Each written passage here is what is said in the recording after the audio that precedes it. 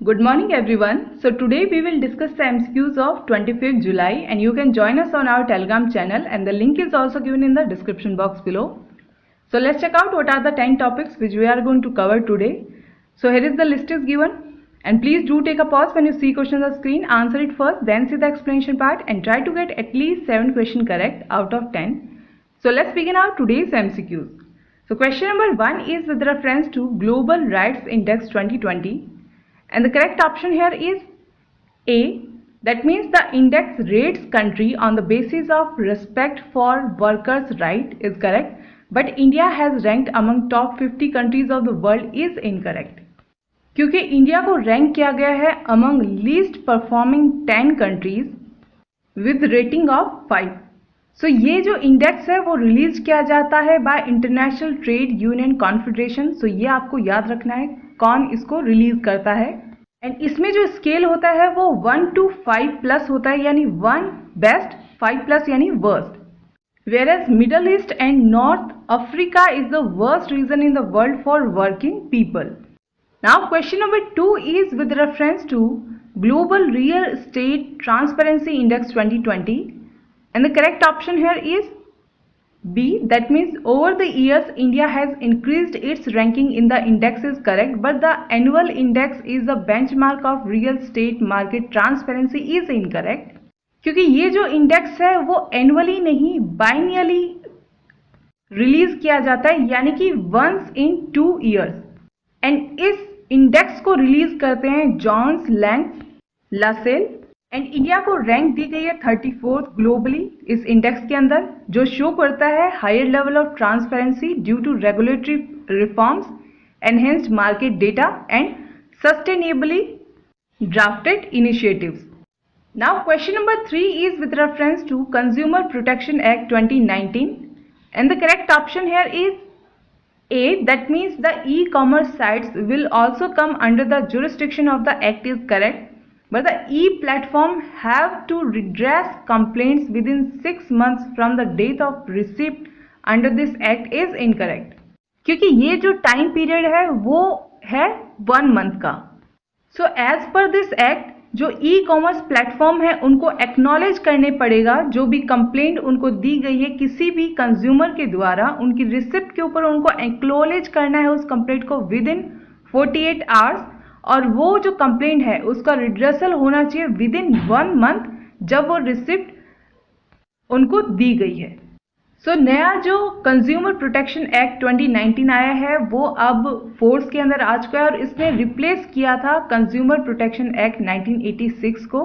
And इसने अब e commerce site को भी कवर किया है और इसमें सेंट्रल कंज्यूमर प्रोटेक्शन अथॉरिटी भी होगी जो एम्पावर्ड होगी इन्वेस्टिगेशन कंडक्ट करने के लिए जो भी कंज्यूमर राइट वायलेशन होगा उससे रिगार्डिंग, और ऐसे ही रिलेटेड बाकी सारे कंडक्ट उसको करने पड़ेंगे. Now question number 4 is Hope Mission, Arab world's first mission to Mars, has been launched by. So you have to choose the correct country and the country is UAE. So option will be C. So ऐसा expect किया जा रहा है कि ये जो mission है वो मार्स के ऊपर रीच होगा इन February 2021 और ये अरेब का फर्स्ट स्पेस मिशन है टू मार्स और वो भी यूएई का, ये आपको याद रखना है. साथ में ये जो मिशन है वो लैंड नहीं करेगा मार्स के ऊपर, ये सिर्फ ऑर्बिट करेगा उसके बाहर. Now question number 5 is India recently concluded a bilateral PASSEX exercise with which of the following countries and the correct option is B. That means with USA. So ये एक्सरसाइज रिसेंटली कैरी आउट की गई in Indian ocean reason और ये जो exercise है वो एक passing exercise है दैट हैपन स्पॉन्टेनियसली और ये प्री प्लान नहीं है और ये हेल्प करेगा इंटरपोर्टेबिलिटी को बूस्ट करने में between 2 navies of India and USA. So एक पासिंग एक्सरसाइज है. सो पासएक्स इसका नाम है और ये होती है between India and USA. Now question number 6 is recently Khabarovsk city in Russia was in news. So consider the following 4 statement. Take a pause and choose the correct option here. And the correct option here is A, that means statement 4 is incorrect. Not 4, actually third is incorrect. क्योंकि ये जो city जो Russia के अंदर है, यहाँ के जो लोग हैं वो स्लोगन रेज कर रहे हैं, लेकिन डिमांड के लिए नहीं अरेस्ट की, बल्कि वो चाहते हैं कि जिस गवर्नर को अरेस्ट किया गया है उसको रिलीज कर दिया जाए। सो इस सिटी के जो गवर्नर थे उसने अपना ऑफिस लिया था इन 2018 जब वो इलेक्शन में जीते ओवर 70% ऑफ वोट्स। सो ये जो विक्ट्री थी वो कहीं ना कहीं ये साइन इंडिकेट कर रही थी कि इस रीजन के अंदर एंटी एस्टेब्लिशमेंट सेंटिमेंट जो हैं वो रेज होते जा रहे हैं, और ये जो अरेस्ट की गई है अभी गवर्नर को, उसकी वजह से रिजेंटमेंट और भी ज़्यादा इंक्रीज हो गया है।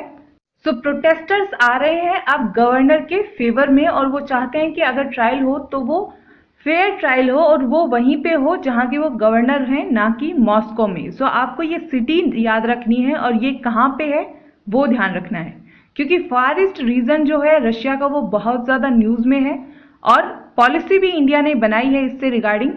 वो पॉलिसी कौन सी है वो आपको कमेंट सेक्शन में बतानी है कि इंडिया ने रशिया के फार ईस्ट रीजन के लिए कौन सी पॉलिसी बनाई है, कब उसको लॉन्च किया, वो कमेंट सेक्शन में आप बताएं। Now question number 7 is recently real interest rate was in news. So consider the given 3 statement and choose the incorrect statement here. And the correct option here is B, that means statement second is incorrect. क्योंकि अगर real interest rate लो होती है तो वो encourage करती है कि business जो है वो बोरो ज़्यादा करें और ज़्यादा इन्वेस्टमेंट करें ताकि इकोनॉमी ग्रो हो। सो रियल इंटरेस्ट मतलब नॉमिनल इंटरेस्ट रेट को जब इन्फ्लेशन रेट से माइनस कर देते हैं तो आती है real interest. So RBI target करता है रिटेल इन्फ्लेशन को, जो कि वो कैलकुलेट करता है with consumer price index. But RBI के अकॉर्डिंग अभी रियल इंटरेस्ट रेट लो होने के बावजूद भी जो मैन्युफैक्चरिंग सेक्टर है वहाँ पे इसका एनकरेजमेंट नहीं हो रहा है, वो जो सोचा जा रहा था वैसा इफेक्ट नहीं पड़ रहा है उस पर। सो इसका रीजन कहीं ना कहीं ये मान सकते हैं कि आरबीआई टारगेट करता है रिटेल इन्फ्लेशन को, और जबकि मैन्युफैक्चरिंग सेक्टर के अंदर जरूरी है कि कोर होलसेल प्राइस इंडेक्स को कवर किया जाए। और प्रेजेंट सिचुएशन में रिटेल और होलसेल इन्फ्लेशन दोनों डाइवर्ज कर रहे हैं, इस वजह से जो पिक्चर है वो ग्लूमी नजर आ रही है या कॉन्ट्रास्टिंग है। Now question number 8 is in the context of general science, consider the following statement regarding T cells, and the correct option is C, meaning both the given statements are correct. So T cells जो होते हैं वो part होते हैं human immune response system का, जो कि viral infection के अगेंस्ट में रिस्पॉन्स करते हैं और ये डायरेक्टली अटैक करते हैं और किल करते हैं इन्फेक्टेड सेल्स को। एंड रिसेंट स्टडीज ये इंडिकेट कर रहे हैं कि पहले क्योंकि सार्स वायरस आ चुका है तो अभी जो जनरल पॉपुलेशन है वो काफी हद तक इम्यून हो सकती है इस वायरस से, और इसी वजह से शायद long lasting memory T cells induced हुए हैं ह्यूमंस के अंदर। Now question number 9 is India's first lichen park was developed in which of the following state, and the correct option is A, that means in Uttarakhand. So lichen एक composite organism होते हैं जो बनते हैं with a symbiotic relationship between algae and cyanobacteria. Actually algae और cyanobacteria fungi species के साथ में सिम्बायोटिक रिलेशन बनाते हैं, और लाइकन जो है वो हाई अल्पाइन एलिवेशन से लेके सी लेवल तक बन सकते हैं क्योंकि इनकी एबिलिटी होती है ग्रो करने की ऑलमोस्ट किसी भी सरफेस के ऊपर। Now question number 10 is Feni river originates from which of the following state of India, and the correct option here is C, that means in Tripura. So ये एक ट्रांस बाउंड्री रिवर है जो कि ऑनगोइंग डिस्प्यूट है between India and Bangladesh, and ये originate होती है त्रिपुरा यानी इंडिया के अंदर और फिर एंटर करती है बांग्लादेश में। So that's all in our today's MCQs. Hope you guys are liking the lecture, and if you want to contact us, these are the details.